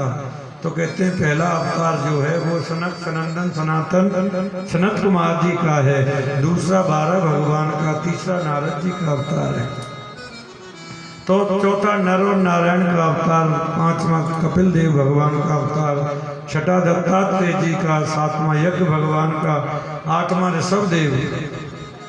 ये हमारे ऋषभ देव जी हैं, ये हमारे 8वें अवतार हैं। यही जैन परंपरा में हम देखें तो जैन परंपरा में पहले तीर्थंकर हैं ऋषभ देव जी। ऋषभ देव जी पहले तीर्थंकर जैन परंपरा में हैं। सनातन धर्म की दूसरी शाखा ही जैन धर्म है। 9वां पृथु भगवान का, 10वां मत्स्य अवतार, 11वां कश्यप अवतार, 12वां धन्वंतरी, 13वां मोहिनी, 14वां नरसिंह भगवान का अवतार और 15वां वामन भगवान का, 16वां परशुराम का, 17वां महर्षि वेदव्यास जी का अवतार, 18वां आदरणीय श्री राम का और 19वां श्री बलराम का अवतार, 20वां मेरे कन्हैया का अवतार, 21वां हरि अवतार, 22वां हंस अवतार, 23वां बुद्ध अवतार और 24वां कल्कि अवतार। ये 24 अवतार भगवान के प्रमाणिक रूप से हैं। जो जीव दिन में एक बार स्मरण करता है इन 24 नामों का तो उसके 24 घंटे में किसी प्रकार का कष्ट तकलीफ नहीं आती है। लेकिन इन अवतारों में इस मनुष्य के चरित्र से जितने भी जुड़े हुए हैं ये दो ही अवतार हैं, राम अवतार और कृष्ण अवतार। राम और कृष्ण ये दोनों अवतार हैं जो मनुष्य के जीवन से जुड़े हुए हैं कि राम कृष्ण दो एक हैं, अंतर नहीं निवेश, इनके नैन गंभीर हैं, उनके चपल विशेष। राम के नैनों में गंभीरता है और राम के नैनों में चपलता है। भगवान राम ने जो किया वो करो और कन्हैया ने जो कहा वो करो। गोविंद ने जो किया है वो मत करना, नहीं तो फंस जाओगे। राम ने जो किया है वो करो, वो मर्यादा पुरुषोत्तम है। तो कहते हैं व्यास जी ने सोचा ऐसा चरित्र है मेरे पुत्र का, मैं से लौटा करके नहीं ला सकता। ऐसा वीतराग जिसका पुत्र हो सुखदेव को लौटा कर यदि कोई ला सकता है तो वो है कृष्ण कथा। व्यास जी घर आ गए। सूत जी कहते हैं ये बहुत सुंदर प्रसंग है, ध्यान से सुने। तो कहते हैं कि नारायण के पुत्र हुए ब्रह्मा, ब्रह्मा के पुत्र हुए वशिष्ठ, वशिष्ठ के पुत्र हुए शक्ति, शक्ति के पुत्र हुए पराशर, पराशर के पुत्र हुए वेदव्यास। और वेदव्यास महाराज जब अवतार लिया था वेदव्यास जी ने, तो जन्म लेते ही सीधे वन की ओर जाने लगे। जब वन की ओर जाने लगे तो व्यास की माता ने कहा बेटा, व्यास की माता का नाम सत्यवती है। सत्यवती ने कहा बेटा तुम जा रहे हो, मैं अकेली कैसे रहूंगी? तो व्यास ने कहा माँ, जब भी तुम इस बालक को स्मरण करोगी तुम्हारे चरणों में समर्पित हो जाऊंगा। और वही व्यास जी बद्रिकाश्रम में जाकर के सरस्वती नदी के किनारे जाकर सुंदर एक पर्णकुटी बनाई और वहीं पर्णकुटी में वास करते हैं। उस पर्णकुटी का नाम है समय प्रयास। बहुत सुंदर स्थान है बद्रिकाश्रम, जहाँ से स्वर्ग दर्शन होता है। स्वर्ग दर्शन होता है। महर्षि वेदव्यास जी की पावन आश्रम। वेदव्यास जी भजन करने बैठे और जैसे ही भजन करने बैठे तो सारी दुनिया उनके चिंतन में आती है। लोग खाने पीने, हंसने गाने, नाचने में लगे हुए हैं, कोई भगवान के स्मरण में नहीं लगा हुआ, कोई चिंतन नहीं करता। व्यास जी सोचते मैं क्या करूं इन दुनिया के लोगों के लिए, क्या करूं? लोगों का समय ऐसे ही बर्बाद हो रहा है, खाने पीने, हंसने गाने, नाचने में ही समय बर्बाद हो रहा है। व्यास जी सोचते क्या करें। एक वेद के व्यास जी ने 3 भाग किए तो 4 वेद बने, ऋग्वेद, यजुर्वेद, सामवेद और अथर्ववेद। लेकिन वेदों की भाषा बड़ी गुणमयी है, बड़ी कठिन है, कोई पढ़ नहीं सकता। पढ़ लेता तो उल्टा सीधा पढ़ लेता है, अर्थ का अनर्थ कर लेता है। तो व्यास जी बड़े चिंतित होकर के बैठे हुए हैं, क्या करूं? 17 पुराणों की रचना कर दी लेकिन मन अभी शांत नहीं है। मैं कोई कविता लिखता हूं, अगर उस कविता को लिखने के बाद मेरे मन को संतोष नहीं है तो उस कविता को पढ़ने के बाद आपको भी आनंद नहीं आएगा। वेदव्यास जी सोचते क्या करूं, इतने पुराणों को मैंने लिख दिया लेकिन संतोष नहीं है। तो व्यास जी के मन में इतना उद्वेग है, इतने ग्रंथों को लिख दिया। तो उनके आश्रम में देवर्षि नारद पधारे। देवर्षि नारद पधारे और देवर्षि नारद को देख करके वेदव्यास को देखा और पूछा क्या बात है पराशर नंदन, बड़े चिंतित हो, बड़े दुखी हो, क्या बात है? तो व्यास जी कहते हैं क्या करूं भगवान, इतने ग्रंथों को मैंने लिखा लेकिन मेरे को संतुष्ट नहीं हुई, मेरे को आनंद नहीं है, शांति नहीं मिली। तो व्यास जी कहते हैं, नारद जी कहते हैं, व्यास जी आपने इतने ग्रंथों को तो लिखा, लेकिन किसी किसी ग्रंथ में तुमने बलि के बारे में भी लिखा है, और लेकिन लोगों ने उस बलि को ही कुछ अलग तरीके से ले लिया। और जो रामकृष्ण के परम भक्त हैं, जिनको जिस हंस को मोती चुगने की आदत है, वो कीचड़ भरे सरोवर में नहीं जाते। आपने कई कई ग्रंथों में बलि के बारे में लिखा, और लोगों ने अपने स्वाद के लिए उस बलि को और ही तरीके से ले लिया। कोई भैरव के नाम से बलि देता है, कोई काली के नाम से बलि देता है और बाद में खा लेता है। और उनसे पूछो तो हमने थोड़ी कहा है, ऐसा लिखा हुआ है शास्त्रों में, देख लो। उन्होंने कहा बलि देव, तो कहते हैं बलि का मतलब क्या है? तो वेद की भाषा बड़ी गुणमयी है, उसको समझना बड़ा विचित्र है। तो उन्होंने एक वहां पर बात कही है,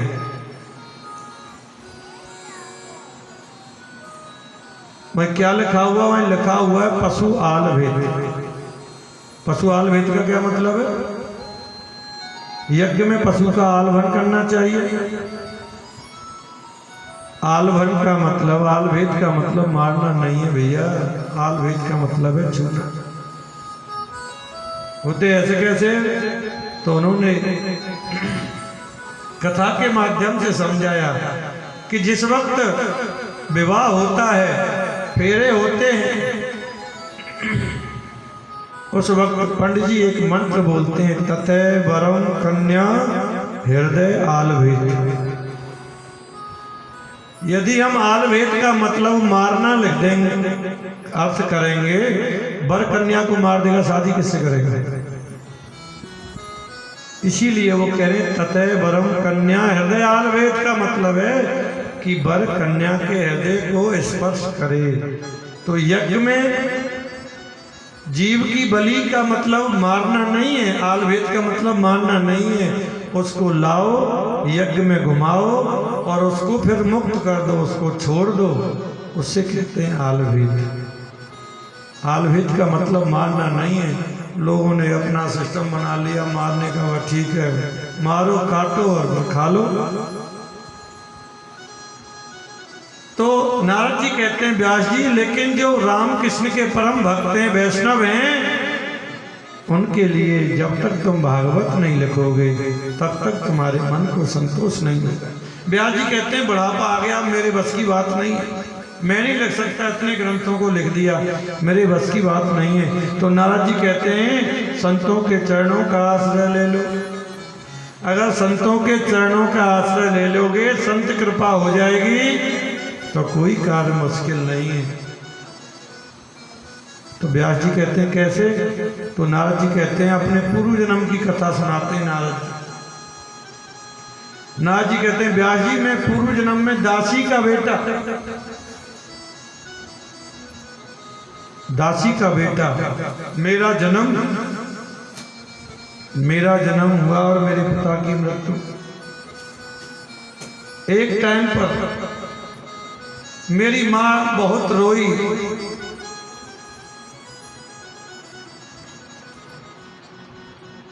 पुत्र के जन्म की खुशी है और पति के चले जाने का दुख है। बहुत रोई, बहुत परेशान हुई, सारे संस्कार आदि किए और उसके बाद मेरी माँ मुझे गोद में लेकर के संतों के आश्रम पर गई। किस बस्ती में हमारे आंसुओं को कौन पहुँचेगा, जहाँ जिसको देखो उसका दामन भीगा लगता है। संसार में जिसको देखो उसका दामन भीगा है। संतों के आश्रम पर गई, बाबा मुझे 2 वक्त का प्रसाद मिल जाए, बस कुछ सेवा करने को मिल जाए, मैं सेवा कर लूँगा। इस संसार से मुझे बहुत डर लगता है। तो उन सदग्रस्त ऋषियों ने कहा, बेटी तुम अंदर जाओ, हमारी पत्नियां हैं, हमारे बच्चे हैं, उनसे कुछ सेवा ले लो। कहती मुझे गाय धोना आता है। तो ठीक है तुम जाओ। उनसे सेवा ले ली और आश्रम में रहती, गाय धोती हैं, गाय के लिए चारा वगैरह डालती, दूध निकालती, आश्रम में जल भर के रख देती। नारद जी कहते हैं मैं छोटा, मेरा नाम रामदास रख दिया, तो छोटा बच्चा। व्यास जी कुछ समय बाद चातुर्मास बिताने के लिए माँ ऋषि आए और 4 महीने प्रातः से लेकर रात्रि 10 बजे तक हवन पाठ पूजा कथा कीर्तन बस यही चला। तो मैंने, जब मैं थोड़ा बड़ा भी हो गया था, तो मैंने यही निष्कर्ष निकाला, मोह निशा जग सोवन हारा, देखें स्वप्न अनेक प्रकारा।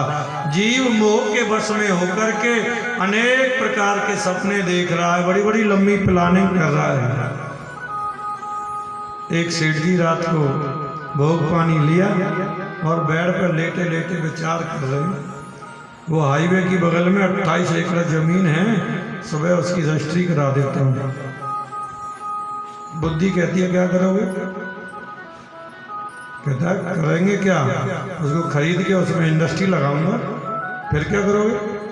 अरे 100-200 लोग उसमें काम करेंगे, फिर धनी लोगों के लिस्ट में मेरा नाम होगा। फिर क्या होगा? अरे फिर मेरे नाम पे इशू निकलेंगे, शेयर मार्केट में मेरा नाम होगा। फिर क्या होगा?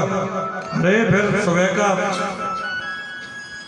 नाश्ता मुंबई होगा, दोपहर का दिल्ली और रात्रि का कलकत्ता होगा। फिर क्या होगा? अरे फिर धनी लोगों की नाम में लिस्ट में मेरा नाम हो जाएगा, संसार में मेरा नाम हो जाएगा। ऐसा सोचते सोचते विचार कर रहे थे। कितने बजे? 9 बजे। तो 9:45 बजे गोविंदाय नमो नमः सारी स्कीमें। मोह निशा जग सोवन हारा, देखे स्वप्न अनेक प्रकारा। जीव मोह के वश में, उसको अपना 1 सेकंड का पता नहीं है, प्लानिंग बहुत लंबी करता है, वो सब रखी रह जाती है। तो वो कहते हैं कि महाराज मैं थोड़ा बड़ा हो रहा था, आश्रम में ऋषियों का सत्संग चला, तो मैंने तो बस यही निष्कर्ष निकाला, ये संसार स्वप्न है, कुछ नहीं है। और जब वो ऋषि जाने लगे तो उनसे कहा, बाबा मुझे अपने साथ में ले चलो। मेरी माँ को पता चली तो चरणों में जाकर के बोली, महाराज इसको मत ले जाना, मेरी बुढ़ापे की लाकड़ी है कि यही तो है, और ये भी चला गया तो मेरा जीवन कैसे निकलेगा। माँ इसलिए रोती, महाराज ले मत जाना, और मैं इसलिए रोता, मुझे छोड़ मत जाना। बड़ी विचित्र बात हुई। तो संत जाने लगे तो देव ऋषि नारद जी कहते हैं, जब जाने लगे तो मैंने कहा, महाराज कुछ तो बताते जाओ मुझे, मैं कैसे रहूंगा तुम्हारे बगैर। तो कहते हैं कि बेटा तुमने 4 महीने कथा सुनी, क्या निष्कर्ष निकाला? हमने बताया ना कि माँ को देवी मानो, पिता तुम्हारे हैं नहीं। अरे बुजुर्ग माँ है, इसकी सेवा करो, जब तक माँ का शरीर है तब तक सेवा करो, उसके बाद आ जाना, बद्रिका धाम में आ जाना, खूब भजन करना, कौन मना करता है। तो नारद जी कहते हैं, मैंने कहा मेरा मन नहीं लगता, बाबा मुझे अपने साथ ले चलो।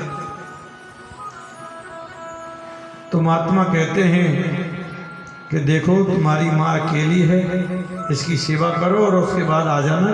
तो मंत्र दे के चले गए, ओम नमो भगवते वासुदेवाय। इस मंत्र का जाप करते रहो और जब तुम्हारी माँ का शरीर शांत हो जाए तो चले आना। तो नारद जी कहते हैं, व्यास जी मैं जरा भी माँ की आंखों से इधर उधर हो जाता, तुरंत मैं बच्चा रामदास किधर गया बेटा, इधर आओ। जैसे ही मैं भजन के लिए बैठता मुझे बार बार बुला देती, आंखों से ओझल नहीं होने देती, कहीं दूर नहीं जाने देती। और एक दिन क्या हुआ व्यास जी, मैं भजन कर रहा था और भजन करते करते मैंने सोच लिया, हे भगवान मेरी माँ की मृत्यु हो जाए, ये जब तक रहेगी ये भजन नहीं करने देगी, ये मरनी चाहिए। ऐसा सोचना मेरा गलत था, लेकिन ऐसा ही हो गया। एक दिन माँ गाय को दूध निकालने के लिए गई और घास में बैठे हुए सर्प ने डस लिया, माँ की मृत्यु हो गई। गोविंदाय नमो नमः। नारद जी कहते हैं मैं बहुत जोर से रोया। व्यास जी कहने लगे क्यों रोए, तुम ही तो चाह रहे थे माँ की मृत्यु हो जाए, फिर क्यों रोए? बोले रोया मैं इसलिए कि मेरे जन्म देने वाली माँ रही नहीं और प्रसन्नता ये थी कि अब मुझे भजन करने से कोई नहीं रोकेगा।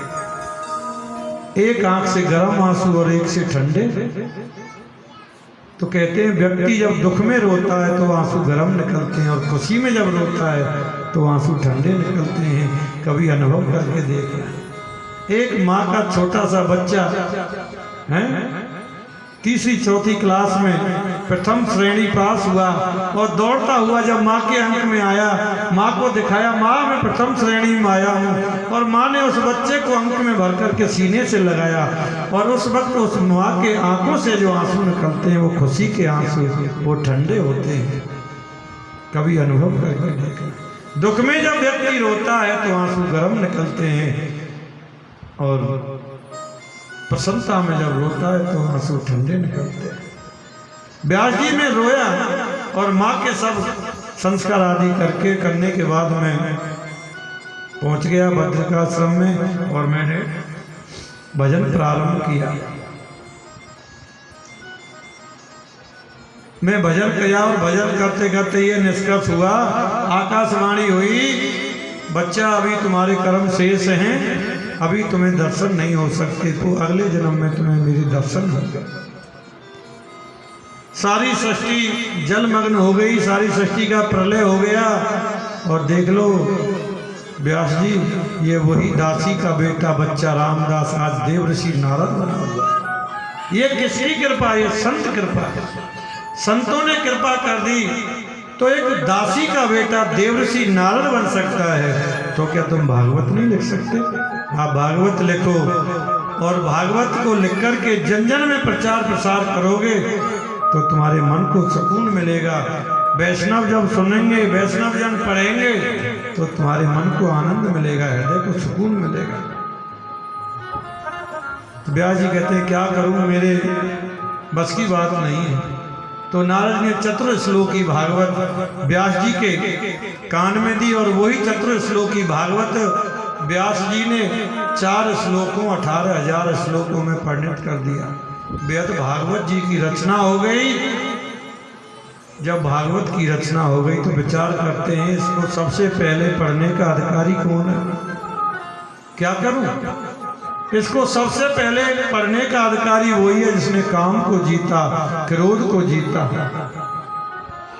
तो ध्यान लगा के देखा तो सोचने लगे ये सब तो काम क्रोध लोभ को तो मेरे पुत्र ने ही जीता है, सुखदेव ने जीता है, जो निर्गुण ब्रह्म की समाधि में जंगल में बैठा हुआ, जिसने जन्म लेते ही सीधे संन्यास ग्रहण कर लिया। लेकिन सुखदेव तो निर्गुण ब्रह्म की समाधि में है, उसे लेकर के कौन आए? और जब तक सुखदेव ना आए तब तक भागवत जन जन में प्रचार प्रसार कैसे हो?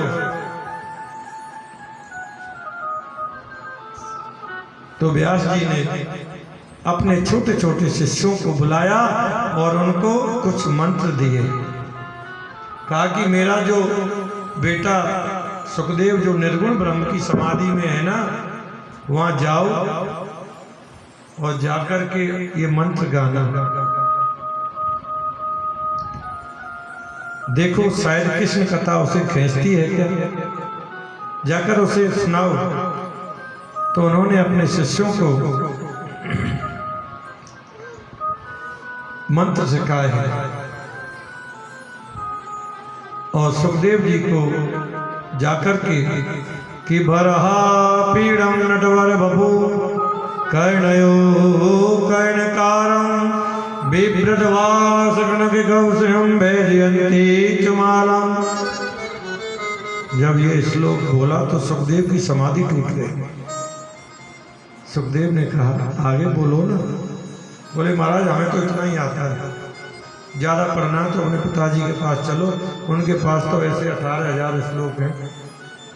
चलो इस श्लोक में गोविंद के सौंदर्य का वर्णन है। बरों में श्रेष्ठ हैं, बरों में बपू जिन्होंने मोर पक बरहा पीड़म, मोर का पंख लगाए हुए हैं, मस्त मस्त चाल से चलते हुए गौएं चराते हुए आ रहे हैं। गौओं के धूल से उड़ती हुई वो धूल जो है गोविंद के मुखारविंद पर चिपकी हुई है, और पसीने के साथ में वो बालू के कण ऐसे चमक रहे हैं मानो उसके चेहरे पर मोती चिपके हुए। ऐसा सुंदर, ऐसे सुंदर मेरे गोविंद की झांकी। फिर सोचा होगा कोई सुंदर हमको क्या लेना देना। फिर समाधि में बैठे शिष्यों ने जाकर के कहा गुरुजी एक बार तो नेत्र खुले लेकिन फिर आंख बंद कर लिए। तो व्यास जी कहते हैं इसका मतलब कृष्ण कथा उन्हें खींच रही है, गोविंद की कथा उन्हें आकर्षण कर रही है। तो जाओ इस बार दूसरे मंत्र को सुनाना जिसमें गोविंद की करुणा का वर्णन है। कितना बड़ा कृपालु है, जिस पूतना ने जहर दे करके मारना चाहा उसको गोविंद ने माता की गति प्रदान कर दी। कितना कृपालु है। जो गति माँ यशोदा को बाद में मिलने वाली है वही गति भगवान ने पूतना को प्रदान कर दी। ऐसा कृपालु है। तो सुखदेव जी दौड़े दौड़े आए और आकर के व्यास जी के चरणों में लेटे, मुझे भागवत सुनाओ, मुझे भागवत धर्म सुनाओ। लेकिन भागवत पढ़ने का अधिकारी दिगंबर को भागवत पढ़ने का अधिकार नहीं।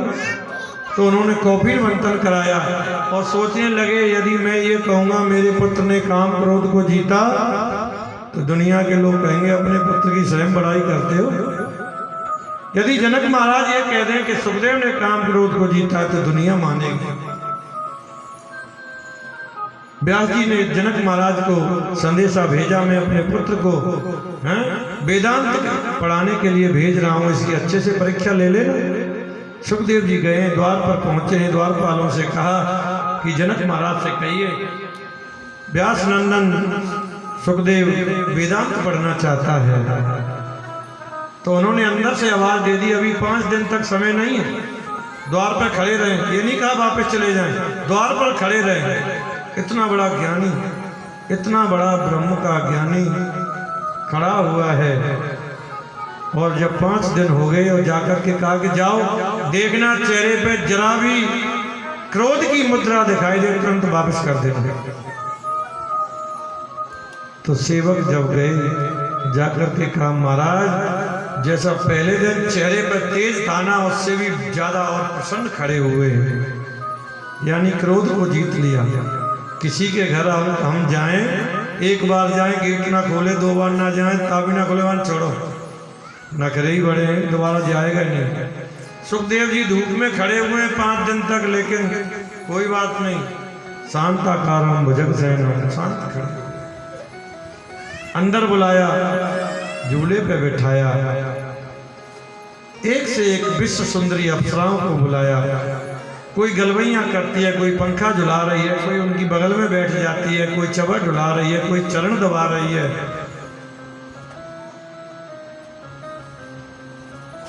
तो जनक महाराज ने आकर के देखा तो मन में जरा भी खिसका खिसकी की भी भावना है तो वापस कर देना।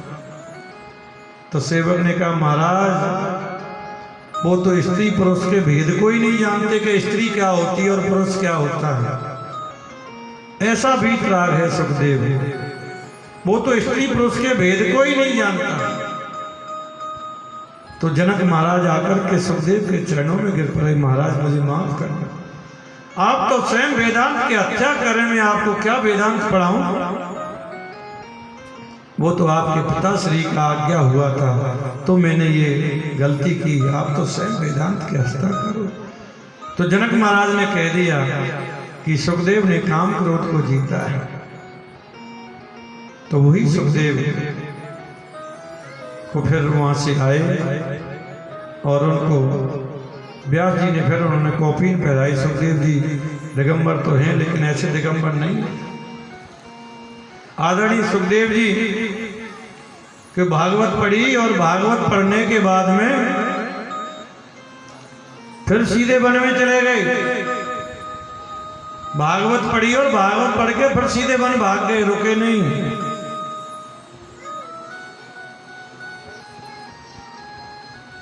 और उन भागवत को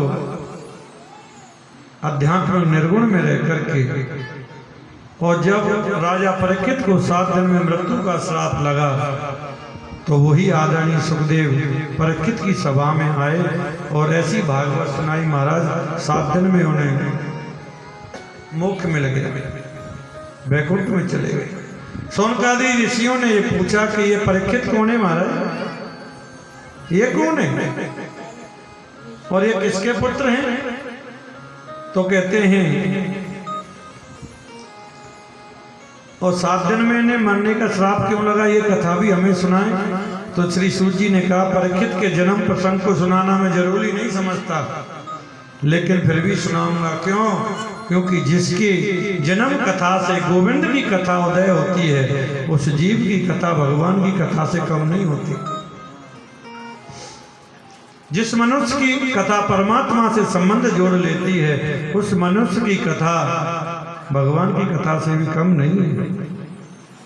कौरव पांडवों का जब युद्ध चल रहा था, सभी कौरव मारे गए, केवल एक बचा है, दुर्योधन। आदरणीय भीमसेन ने अपनी गदा से दुर्योधन की जंघा को तोड़ दिया। एक एक पल अपनी मृत्यु का गिन रहा है, मौत का गिन रहा है। कब मौत आ जाए कोई पता नहीं।